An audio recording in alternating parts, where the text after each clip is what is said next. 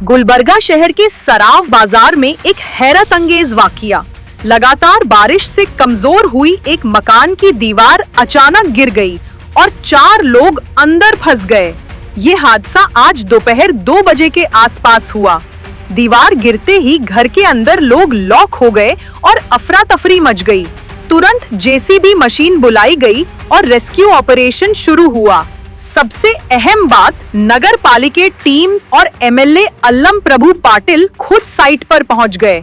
मुसीबत में घिरे लोगों को नीचे से खोदकर सुरक्षित बाहर निकाला गया। ये पूरा ऑपरेशन तेजी से अंजाम दिया गया। ನಮ್ಗೆ ಲೈಟ್ ಇಲ್ಲ, ನೀರಿಲ್ಲ, 2 ದಿವಸ ಆಯ್ತು, 4 ದಿವಸ ಆಯ್ತು. ಈಗ ಅದ್ರ ಸರ್ ಎಮ್ಎಲ್ಎ ಸರ್ ಬಂದು ನಮ್ಗೆಲ್ಲ ಇದು ಮಾಡಿದ್ರು. ಎಷ್ಟು ಬಂದಿದ್ರು? 15 ಜನ ಇದ್ದೇವ್ರಿ.